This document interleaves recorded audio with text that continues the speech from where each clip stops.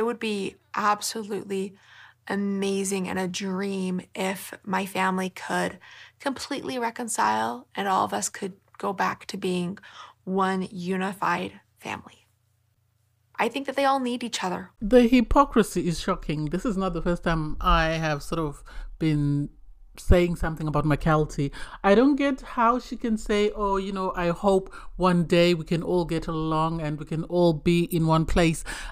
Yet she has said, irregardless of what Mary has done, she has gone out and said some stuff as well about Mary. So I don't get how she can expect everyone to get along when once the family sort of split, the children, especially Christine's children, were going about saying, not so nice things about their other mothers apart from Janelle. So I don't get it.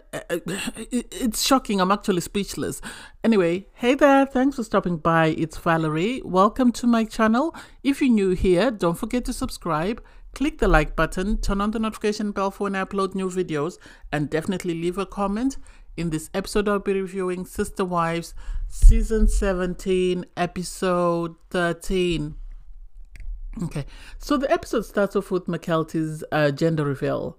I think some of the people that we haven't seen on the show for a while, people like Maddie, people like Logan. Hunter, we've seen him here and there, but he hasn't really played a major role. So I think people that were there, I think were just there to support. Logan, I think, was there to sort of be mediator to the situation because he and Mykelti seem to be the ones that get along with Robin more than the other siblings.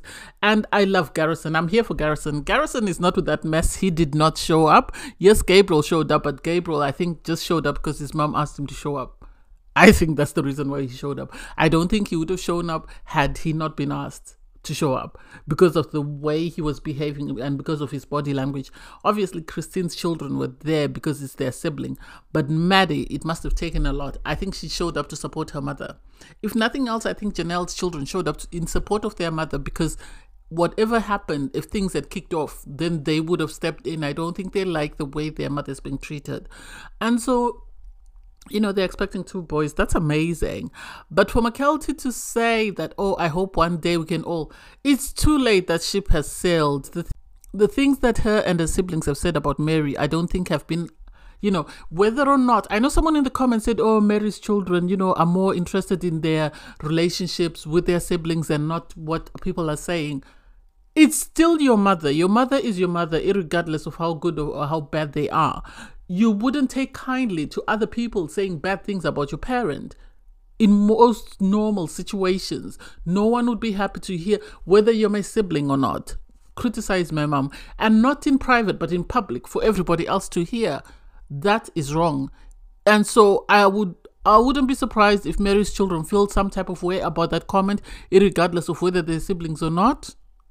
I don't know them personally, so I cannot speak for them, but I think it's a bit rich for Mykelti to want a reconciliation when she is the one who's going about saying things and doing things that sort of increase the divide in the family by siding with her dad, by sort of relaying messages from Robin to the other siblings.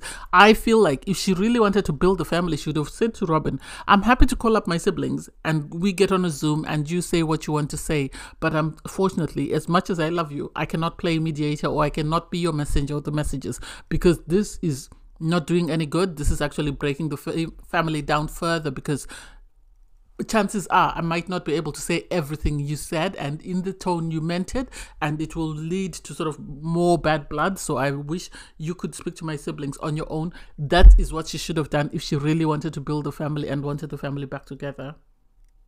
I called it with Mary. I know people are still frustrated that she still hasn't left and why is she contemplating. I said it before. She has actually said it. When she said we are public figures, I asked Cody that can we make a public announcement.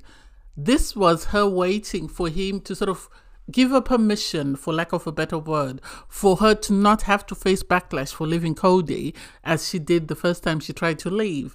And so for her to say that they had this eternal covenant makes me believe that this is something she truly believed in. This is why she accepted marrying wife after wife after wife, because she felt they had this eternal covenant. And because this covenant was broken, without her being prepared for it. I understand her saying, now what do I do?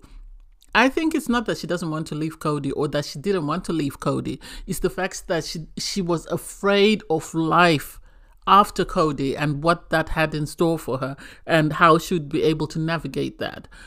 So I'm happy that she's flourishing after Cody. I am. Christine, I'm not sure how I feel about that comment she made about, oh, Mary will not be involved in future things for Mykelti and her children. And it's like, you've been around Mary since you got married to your husband. Obviously, you know everything that's happened. Why did you not sort it out then? Or why did you not address it then? Why wait until after you leave the marriage and you say you don't want anything to do with them, and then for your daughter to start coming out and saying whatever she's saying?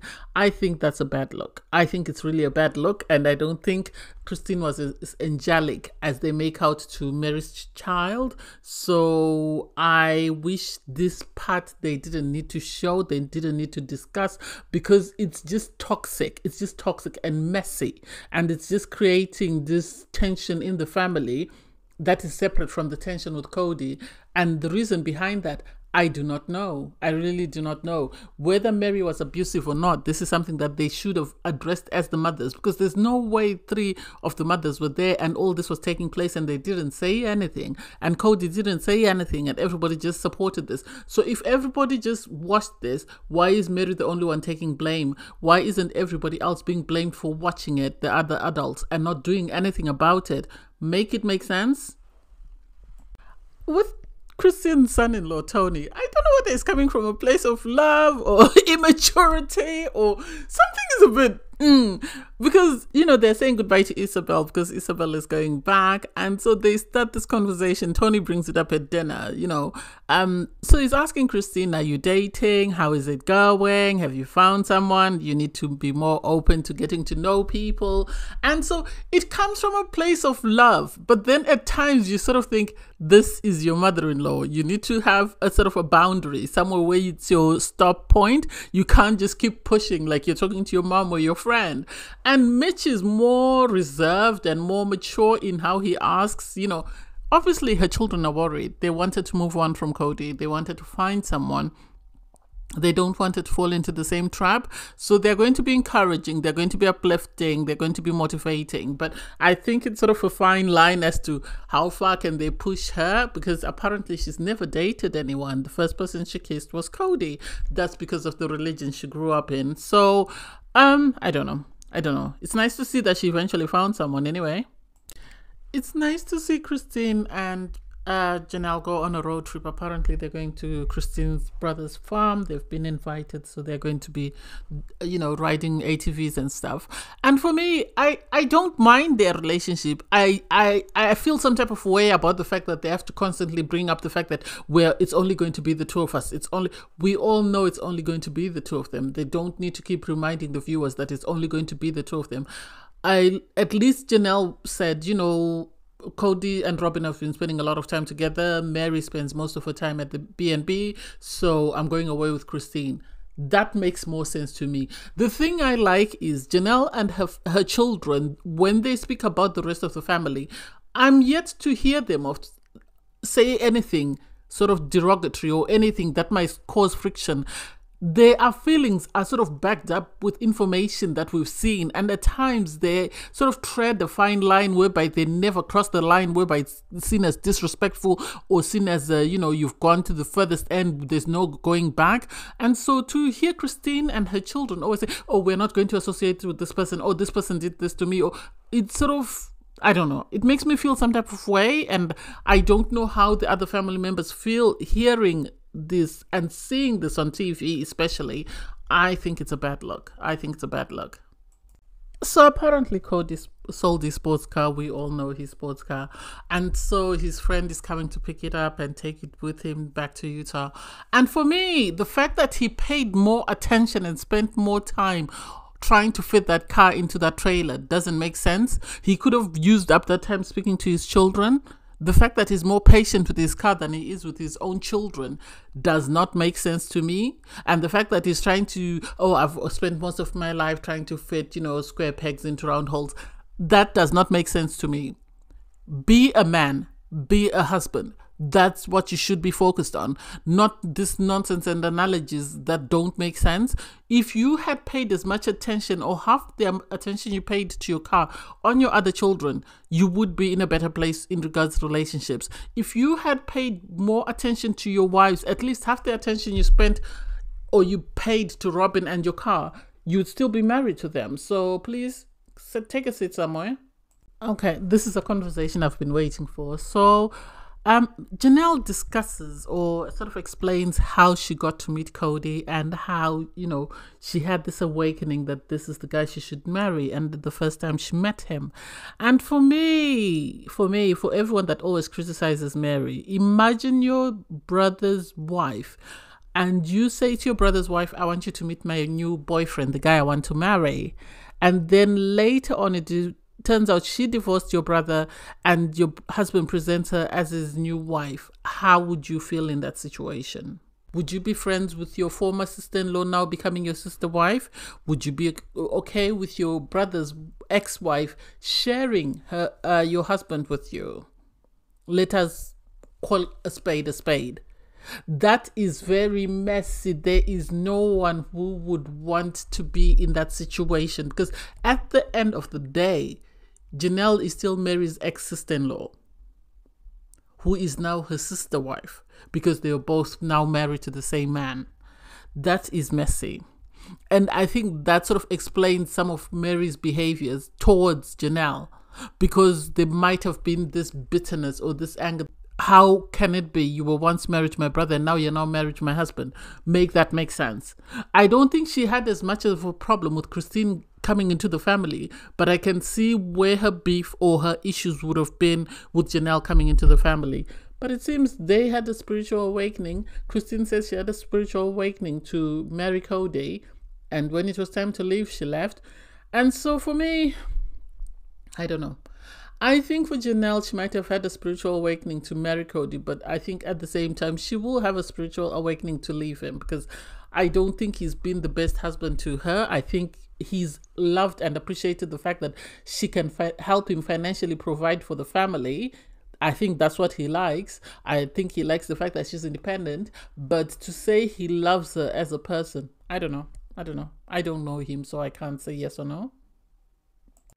The conversation in the car for me with Christine and sort of Janelle, sort of discussing their life at the moment, and Christine sort of her wake up moment, the moment she decided to leave Cody, and the value in her leaving and living independently, and how great life has been for her post-divorce. I think this is why she wants this for Janelle, and I've said this before, I'll say it again. She cannot choose what Janelle wants, and she cannot force Janelle into making a decision, or sort of encourage her into making a decision that she doesn't want to make. She is aware that Cody hasn't been to the house for 10 months. She is aware that Cody hasn't spoken to his daughter in a month. But she is choosing. I feel like the reason why Janelle stayed longer after Christine left, or after Mary was almost out the door, was because she didn't have the financial independence to leave. All her assets were tied to Cody and Robin because of the money they used to buy her home. And I think because she was the main breadwinner in the family, all her money went towards the family and what the family needed. And so by the time she realized that everybody's jumping ship, it was too late, because she hadn't saved for this. And I think this is maybe one of the main reasons why it's taking so long for her to leave Cody. She acknowledges that he's not coming back. She acknowledges that their relationship is over. But I think the financial aspect is what is holding her back. Anyway, they get to Christine's brother's place. They ride ATVs. She seems very happy. And Janelle, for me, is very easygoing. She is very easygoing. And I think this is why she gets along with Christine, because she's very adaptable. I know she says she hasn't spoken to Mary in a year. And I think Mary has always wanted to be the neutral party. I think especially after the issues they had at the start of their marriages, and after reflecting and seeing how bad things were, I think she's decided to sort of be an island and sort of just keep away from the drama and sort of try and be a neutral party and speak to those who want to speak to her. Those that don't, she just sort of avoids them. And this is what I get from this situation. And it's sad that it's at a point whereby people have taken sides and people have sort of created or formed opinions of one another without actually addressing them with anybody else, because there was a time we were told Janelle and Mary were in counseling and they seem to be doing great. So for them to get to this point where they don't talk to one another is shocking. Hearing Janelle have a conversation with Christine's brothers is sad. And hearing Christine sort of say her perception of polygamy was totally different to her brothers, because she was young, she didn't get to see the tension and everything else that was going on in the family. And this is what they've tried to tell Robin, that, you know, when we were married to Cody, the three of us, life wasn't as easy. And Cody, as the husband, might not have seen some of the things that were going on with the wives, so it makes sense. And I feel for Janelle. I feel for Janelle, because having been the breadwinner for the family for years and years and years, and now she has no assets to her name. Because I think what happened to Janelle is, when Mary was the legal wife, she knew that whatever happened, Mary would always take care of them. Irregardless of how they felt about Mary, they knew that she would never take all the assets away and leave them with nothing. And now Robin is the legal wife. They know that if Robin wants to, she can tell Cody no, and Cody will say no with the assets. And so Janelle is stuck. And I think personally, Mary, this is why she bought the inn and put it in her family name, because she knew that there was a possibility that this day would come. And so Mary's saying, from her perspective, yes, they have the plot of land, but from her perception, it's going to be divided into 4, in the sense that Cody will have his share, Robin, Janelle, and Mary will all have their shares. But the problem is they haven't paid off the land. And so it's sad but true that this is why I feel she's sort of, Janelle is being cordial to sort of Cody and Robin. And I think the same thing for Mary. I think people are saying, oh, why hasn't Mary left? But her assets are tied to Cody and Robin. And she's not as vocal about it as Janelle has been, but her money was also put into Robin's house. Her money was also put into Coyote Pass. So her finances are stuck there, whereas Christine, as the first person to leave, was able to take her assets and leave. And so it's sad that these other 2 women are stuck in a marriage that they are very unhappy in, but they cannot leave because their assets are tied to that. And there's no way Robin is going to sell her palace. There's no way Cody is going to want to sell Coyote Pass, because that's his only other asset. And that's for him and his wife and his beloved 5 children.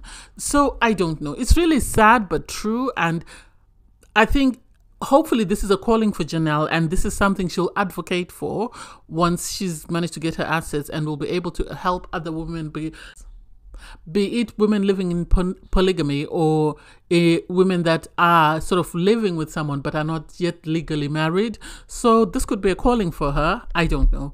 It was an okay episode. It's sad to see the same old, same old. I wish we could move on from here, but hey, it is what it is. Thanks guys for watching. Please don't forget to like, share, comment and subscribe, and click the link in my video to watch my review from episode 12. Bye guys.